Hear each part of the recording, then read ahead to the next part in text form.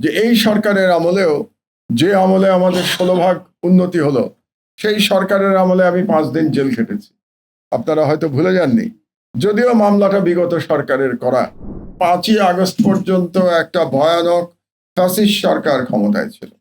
তার মানে বর্তমান যে সরকার ক্ষমতায়, তারা গত বছরের পুরো 5 মাসও হয় নাই, তার থেকে কম সময় তারা ক্ষমতায় ছিল।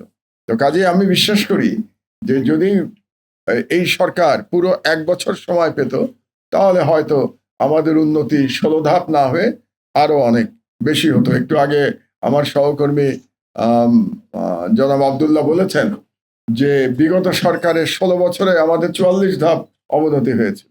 তো আমি মনে করি যে আমাদের পক্ষে সম্ভব যে তার থেকেও ভালো করা, এটা সম্ভব। আমি সম্ভাবনার কথাটা আপনাদেরকে বললাম। এখন আমি কিছু বিপদের কথা বলে যাই আপনাদেরকে। আমার এই দীর্ঘ অভিজ্ঞতা একেবারে তো কম হলো না, লেখালেখির অভিজ্ঞতা হয়ে গেল প্রায় 20 বছর, আর সরাসরি সংবাদপত্র চালানোর অভিজ্ঞতাও তো 17 বছর হয়ে গেল। একেবারে কম সময় তো পার হয় নাই আমার এই জগতে। তো সেখানে আমি বলি যে প্রকৃত সাংবাদিকের জীবন বড় নিঃসঙ্গ, কারণ প্রকৃত সাংবাদিককে কেউই পছন্দ করে না। আপনি দেখুন যে এই সরকারের আমলেও যে আমলে আমাদের 16 ভাগ উন্নতি হলো, সেই সরকারের আমলে আমি 5 দিন জেল খেটেছি। আপনারা হয়তো ভুলে যাননি, যদিও মামলাটা বিগত সরকারের করা, সেই ভুয়া মামলায়, কিন্তু আইন মানতে গিয়ে আমাকে 5 দিন কিন্তু এই সরকারের আমলে জেল খাটতে হয়েছে। বিগত সরকারের আমলে 5 বছর, এই সরকারের আমলে 5 দিন। এবং এই সরকারের আমলে একজন কালো টাকার মালিক, সংবাদ মাধ্যমের মালিক, তিনি আমার নামে মামলা করেছেন, এবং আমার নামে এবং আমার 4 সহকর্মীর নামে মামলা করেছেন। তারপরে তার কি মনে হয়েছে, কয়েকদিন পরে আবার তিনি মামলা প্রত্যাহারের আবেদনও দিয়েছেন। কেন মামলা করেছেন, কেন মামলা প্রত্যাহার করেছেন, তিনি ভালো জানেন। কিন্তু ইন্টারেস্টিং বিষয়টা হলো যে এই মামলাটা তিনি করেছেন কোনো প্রতিবাদপত্র না দিয়ে।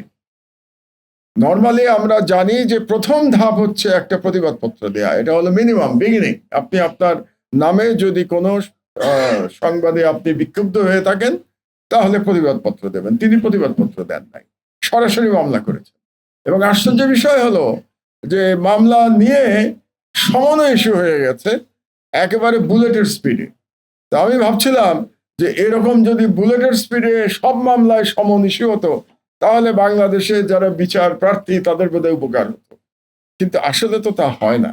4 দিনের মধ্যে সমন ইস্যু হয়ে যাওয়া, সংবাদ প্রকাশিত হওয়ার 4 দিনের মধ্যে সমন ইস্যু হওয়ার পিছনে প্রধানত যে কাজ করেছে সেটা অগাধ অর্থ, এটা আপনারা বুঝতে পারেন।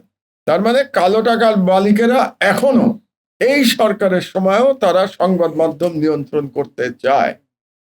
তো এই জন্যে বলছি আমি যে, এবং সেই মামলাতে আমার কিছু যায় আসে না। আপনারা তো শুনেছেন আমার নামে 124টা মামলা ছিল, এটা এই সরকারের আমলে প্রথম মামলাতে 125 নম্বর মামলা হলো, তাতে কি যায় আসে? সংবাদ মাধ্যমে যখন লড়াই করতে নেমেছি, তখন তো এই মামলাগুলো আমাদের মেনে নিতেই হবে।